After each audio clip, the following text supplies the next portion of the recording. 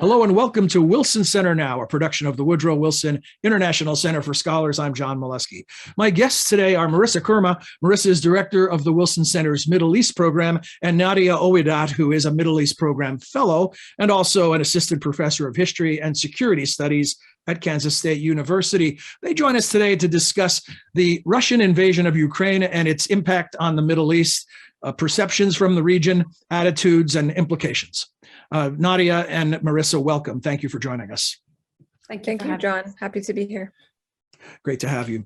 So I want to just ask both of you for some general observations to the degree that we can generalize, right? Because if you start to break this down by country or by age group, you might find some different results.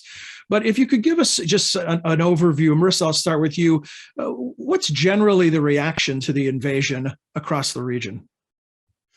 Thank you, John. It's a very good question because things have also shifted. So I think in the lead up to the invasion, there was a bit of a wait and see or wait and watch attitude by many governments in the region. That was very much reflected in what we read in the Arabic media, what was broadcast on various satellite channels. But primarily what you heard was that this is basically great power competition, surfacing once again in Europe, and that, Russia flexing its muscle is not necessarily a bad thing, because maybe the international community should make more room for a bipolar or multipolar world where and move away from where we are today, with the United States being the sole superpower. So that was sort of the general attitude. And then the invasion happened, and there was still hesitation to condemn the invasion or even call it an invasion.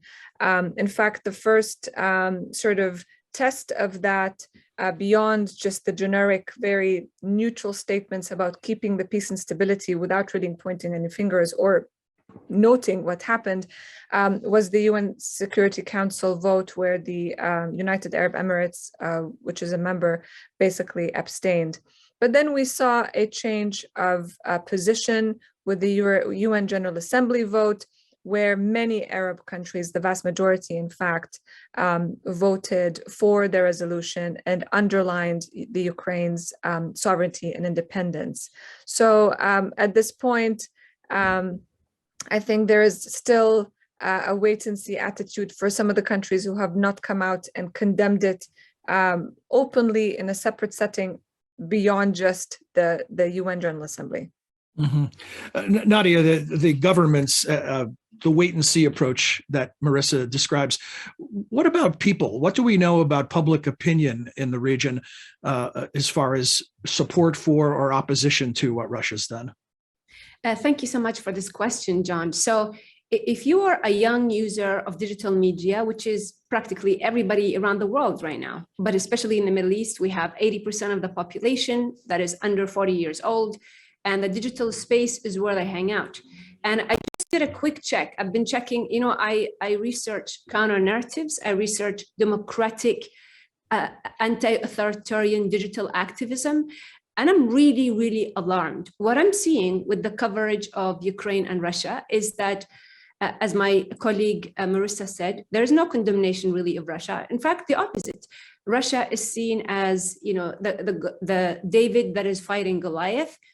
And it is basically really a more righteous, or it's opposing the West that is consistently portrayed as evil, sinister, colonial.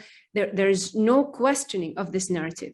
Now, the reason why this is really, really dangerous, we have seen already, the global community should have learned that when you disseminate and support a narrative like jihadism, the circulation of violent ideas inevitably can lead to violence on the ground.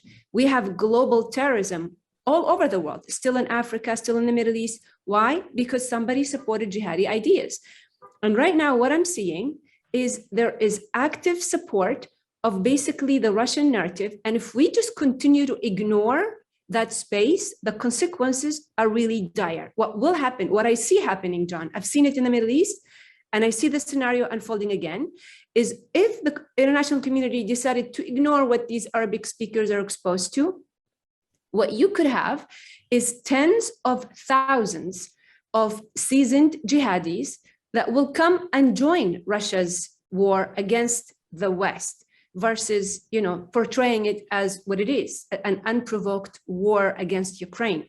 So Europe could have a Yemen or a Syria scenario right in its heart. So it's really this war of ideas. It needs to be taken seriously. And I would know, like as I monitor the Arabic space, I would know there is serious work being done when I see something different. Right now, I'm not seeing Western, pro-human rights, democratic norms. They're not being defended, represented, or even explained. And that is really dangerous for all of humanity. Something that is striking in both of your answers is that what you're describing is a region that sees this about Russia and the United States, or maybe even larger, Russia and the West, the Davy-Goliath scenario. Lost in that equation is Ukraine, and the sympathy for Ukraine itself. And on this notion that Nadia brings up about a phrase that comes to mind is the post 9/11 mantra of winning hearts and minds, right? You're suggesting that we've forgotten that idea and that we're allowing someone else to win hearts and minds in the Middle East. John, honestly, again, I really monitor the space. I've been monitoring it for a long time. Maybe there are a lot of awesome meetings taking place all over the Western world. Whatever you have in meetings, it's not translating into actual content in Arabic that I'm able to see. And when I identify grassroots digital activists that are doing brilliant work, they are being silenced and nobody is saying anything about it. And some of them are terrified. Like some of them I really wanted to feature in my book, and they came and told me, look, I'm being threatened. So I'm afraid I cannot do anything. So we may be thinking we're doing something, but unless observers were actually looking at the content, digital space is available for everybody. We can all see if something is happening or not. So it's really, I have not seen actual change on the digital space yet. Nadia, you mentioned your book. I should give it a little plug here. It's a book in progress. You're working on it. 1 Million Clicks to Freedom is the working title, The Virtual Battlefield of Ideas in the Arabic-Speaking World. Marissa. Right. Thanks for highlighting that. I can't wait to read it, Nadia, once it's all done. So going back to your, what about the Ukraine and what about sympathy to the Ukraine point? Because I think this is so essential. And what we have seen on social media and also in the sort of, column space in the Arabic media, questions about why there is more sympathy internationally towards Ukraine versus other conflicts that the region has seen, but primarily the Palestinian-Israeli conflict. What about the Palestinian refugees? What about the Syrian refugees? What about the war in Iraq? And suddenly, all the other sort of all the other narratives and actual events that happened, for example, momentous, anti-war protests that happened all over Europe against the war in Iraq was suddenly forgotten. People forgot that there were people marching in the capitals of Europe, including in Washington, as well in the United States, against the war. So a lot of this has been forgotten, and this comparison, again, I agree with Nadia. This is very dangerous because this is not unique to one generation. This is something that you see across generations. There was a sense from a lot of the columns that I read in the last few weeks about Russia and the Ukraine that many Arabs see this as a Soviet matter, as in not as a Russia versus Ukraine matter. So Ukraine's sovereignty is not really highlighted in the equation as much. But that's a very sort of traditional view in a certain generation. But when we zoom into the youth, even recent surveys, primarily the Arab Youth Survey that is published annually, looks at who do you see as a young Arab man or a woman, who do you see as an ally versus an enemy? And more than 70% see Russia as an ally. And you ask yourself, why? What is it that Russia provides you? Does it support NGO work? Does it support media development? No, the short answer is no. So it is really fascinating to see how that narrative that Nadia highlighted is quite compelling in the minds of many, many people in the region. Merissa mentioned something really important, which is people are not exposed right now. They're not reminded how millions and millions around the world in Western democracies fought for the war not to take place in Iraq. They don't see that. You know what else I don't see? So everybody is like, why are the Europeans being nice to the Ukrainian refugees? Well, what prevented very, very rich Arab countries from being nice to the Syrian refugees? They have all the wealth in the world, and they closed their borders. And these refugees, where did they go for that generosity? They went to Germany. There are tens of thousands, I forget the exact number right now, tens of thousands of Afghani refugees that are in America, that America helped get out. I mean, how many tens of thousands is the Gulf, actually the very rich Gulf? So they're deflecting from their own policies. I mean, they have actively armed, they have actively spread an ideology, so they deflect from their own actions, which are less than, honorable or democratic or respecting of human rights, by basically blaming the West. And, the Gulf has waged a war against a very poor country of Yemen. They have caused famine. They have caused the death of tens of thousands of children. We don't hear about this.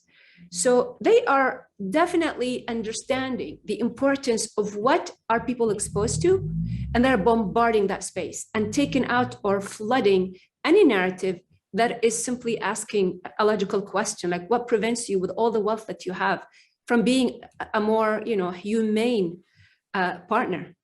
In addition to the humanitarian aspects and the perceptions, maybe one way to describe that, propaganda versus truth, or the search for truth within the propaganda, there are some measurable impacts on the region. And I'm thinking specifically of food security, and I'm thinking of oil back in the spotlight. And Merissa, you've made the point that Middle East experts and Middle East countries for a long time have been trying to create a scenario where we talk about more than just oil when we talk about Arab countries or Middle East countries. And now oil is firmly back in the spotlight. Absolutely, it is. And it is, and we see it so clearly with what's happening currently vis-a-vis Russia and the West. I was just browsing through different outlets in the Arab media.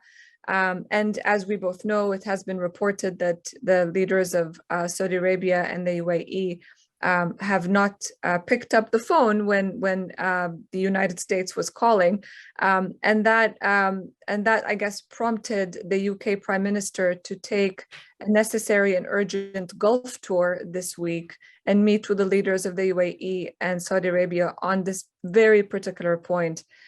Basically lessening the dependency or removing it completely on Russia when it comes to oil and gas. And so, yes, once again, we see countries like Saudi Arabia in particular that decided to go with the OPEC plus agreement with Russia that keeps oil prices really high. And so while this benefits oil producers in the region, and those are primarily in the Gulf, the Arab states of the Gulf, it certainly is not the case in other countries like Jordan or Lebanon, for example, who are very resource scarce. And with rising fuel prices come more discontent, particularly right after a global pandemic that has impacted the economy and impacted the people. So we're going to see a lot more, a lot more activity at the grassroots level, more protests, probably not maybe this week or next week, but if this persists and people feel the pain of that, then absolutely. You mentioned Boris Johnson's shuttle diplomacy in the Middle East, and he sat down with Mohammed bin Salman, who has been much of an international pariah since the murder of Jamal Khashoggi, and Johnson, the first major Western leader to sit down with him face to face. Does this present an opportunity for the Crown Prince to re-engage with the international community?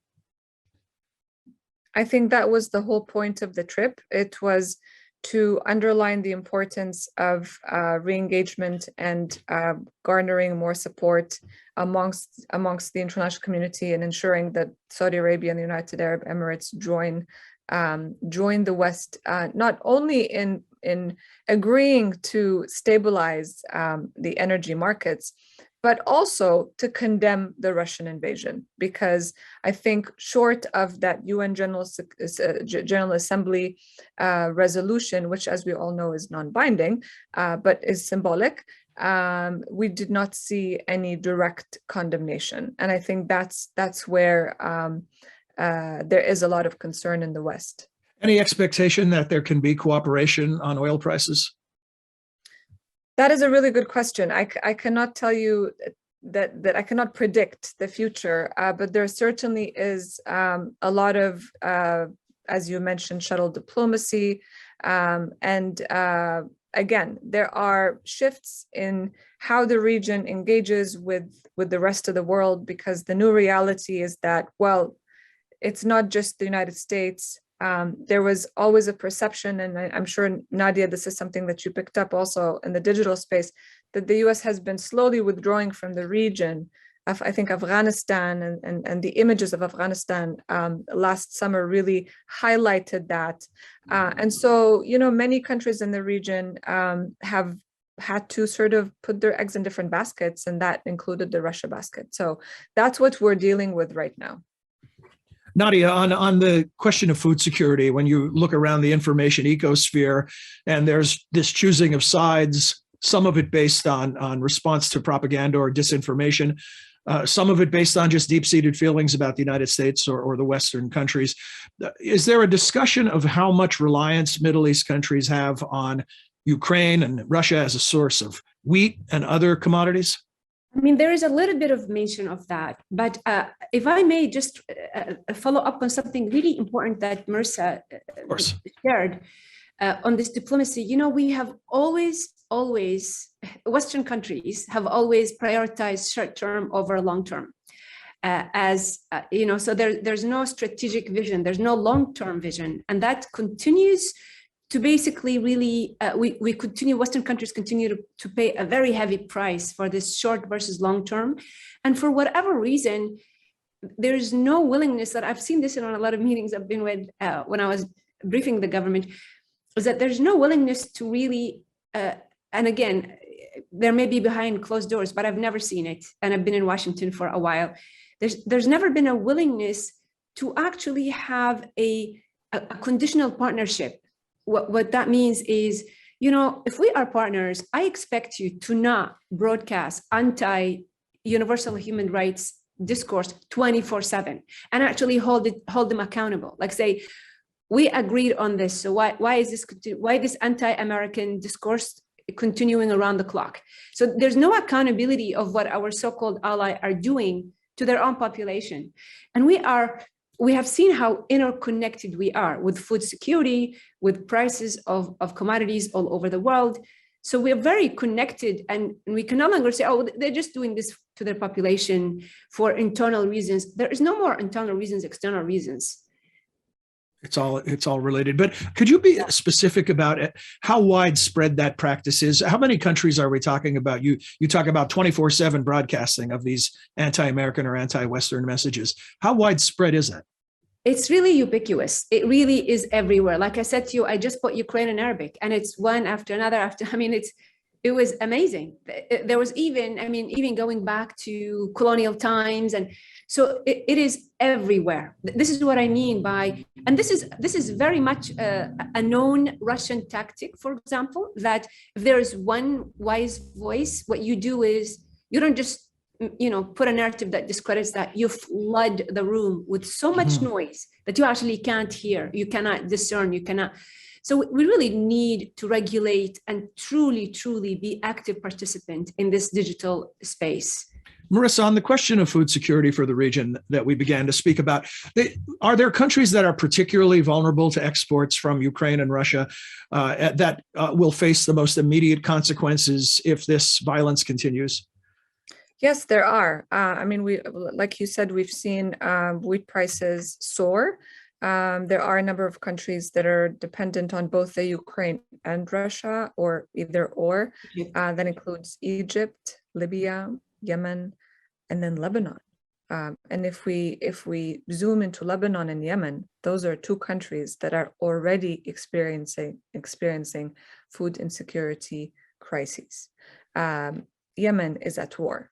And so the inability to, I guess, make that part of the narrative about the severity of this conflict in Ukraine in Arab media is quite disconcerting. I think just going back to sort of other measurable impacts, I think the other impact which has been discussed a little bit, and perhaps that helps explain that sentiment vis-a-vis, oh, why are the Ukrainians getting all this sympathy, like the refugees in particular? I think there is concern as well that other refugee populations will be forgotten because resources will be diverted to Europe. And that is not a sort of illogical concern, because many host countries in the region have been talking about donor fatigue, particularly with regards to addressing the Syrian refugee issue. So now the challenge really, for the international community is to be able to hold all of these different crises and ensure that we're not just focused on one refugee population, and think about more innovative ways, and particularly with the Ukraine issue here, to not just provide basic humanitarian needs and only focus on that, but think from now about integration into the labor markets in Europe, because we don't know how long this is going to take. May I just add on this? Of course. I know I'm an intellectual historian, so ideas is my bread and butter. But I truly believe that we have a vested interest as a human community. It was Western countries that created the internet, that created all this. So we are very innovative. I have no doubt that we do have within our communities in the West, and what I mean communities in the West, I also mean people like me, like Merissa, immigrants, people who are maybe American citizens, but we bring with us, different perspectives, different languages, there is a lot of innovative people who can actually take on this war of ideas, because what do we have? What could happen if we really take on this war of ideas? What could happen if we truly educate masses all over the world on liberal norms, on civic engagement that is non-violent, on citizen rights, on human rights, on personal freedoms? I mean, the world that would be created is a lot more prosperous, a lot more stable, a lot less violent. So it is worth it for us to put our weight behind supporting these ideas. Nadia, why don't you believe that's happening to the level that you think is needed? Have you given it that any thought? Is it complacency? Are there cultural biases involved? What are the barriers to people becoming engaged in the call to arms that you've just described? So again, the reason why I know it's not happening is because I'm monitoring the space and I'm seeing complete degradation year after year. Why? I think one is there's no real discernment, even though we've had tens of thousands of, again, young people join the jihad. We've had massacres around the world from incitement. But at some level, there's a dismissal of the softness of soft power, even though it is power. Just because it's soft doesn't mean it's powerless. It has strong teeth. It is power. So there's a dismissal of it because, you know what? And it's actually cheap. It's a lot cheaper than weapons.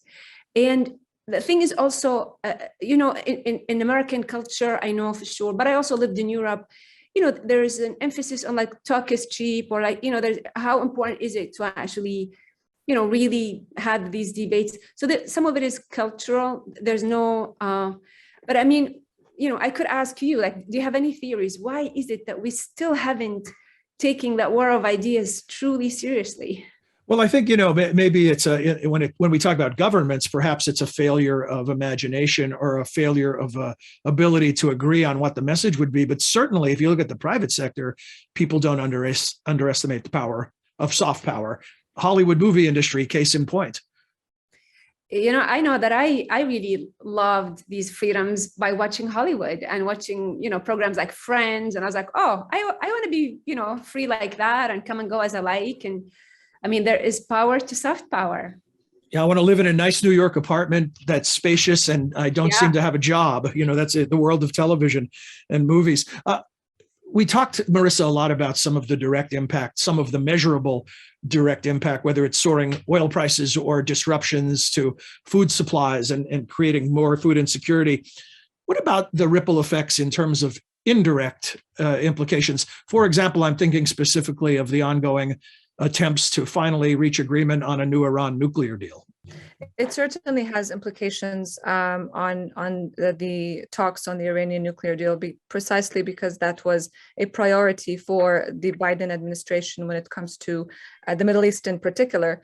And then let's not forget that Russia there are Russian-Iranian relations, and both are heavily involved in the region, primarily in Syria, where Russia has been supporting President Bashar al-Assad and has strengthened his grip on power. And, in the last 2 years, when all these commemorations, the 10th and 11th anniversary commemorations have taken place of the war in Syria, the verdict was out, and the verdict was Russia won the war because of the support that they've provided. And obviously, Iran is heavily involved in also supporting Bashar al-Assad. So there are so many different connections, and this just elevates the interconnectedness of all of these different issues. And Assad called the invasion a correction of history, right? So he clearly took the Russian version of reality. Nadia, I want to ask you, you made the point that there's the long game and the short game, and that too often you've observed that Western countries, US included, are too focused on the short term and not thinking long term. I want to ask you about, does truth find a way over time, even though what you've seen in the space of Arabic language digital communication has weighted heavily in favor of the Russian narrative? When more and more people see hospitals bombed, a theater with civilians and children in it bombed, does that begin to cut through?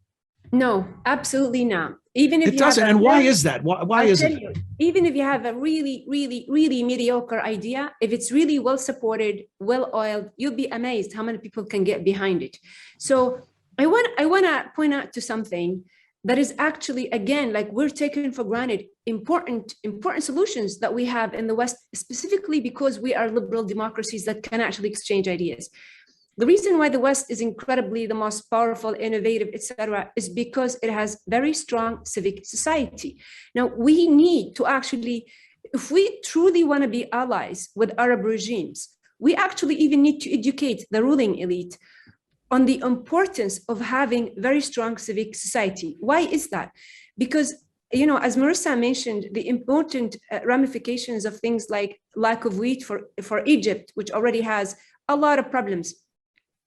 If civic society is strong in these countries, then the one-man rule or one-family rule doesn't have to solve all the problems. Civic society can basically take some of that burden. So it is actually in the interest of these countries.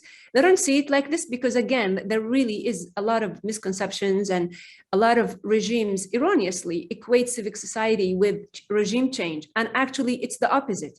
Rather than have a disruption overnight, if you have very strong civic society, you can have peaceful addressing of these challenges that are inevitably coming to the region because of all this geopolitics. Thanks. A final thought, Merissa, on this question that I just asked Nadia about sort of the short term versus the long term. Do you see anything shifting in regards to potential support for the NATO position? Are there countries that are more likely to turn their attention away from Russia and be more friendly toward the Western alliance? I think many governments will go back to their wait and watch scenario and see how Russia fares on the ground from a military perspective, and that I think will determine where they go. Because at the end of the day, these governments are pragmatic, and the partnerships with the United States, with these countries in the region are solid and important and strategic, and they are quite deep. So I think that's where we will be heading towards. Thanks to both of you. And Nadia, we look forward to that book, as Merissa mentioned, when it's when it's ready for publication, please come back and we'll talk about it. Okay. Sounds great. Thanks to both of you. you. And I hope that to our viewers that you enjoyed this edition of Wilson Center Now and that you'll join us again soon. Until then, for all of us at the center, I'm John Molesky. Thanks for being here.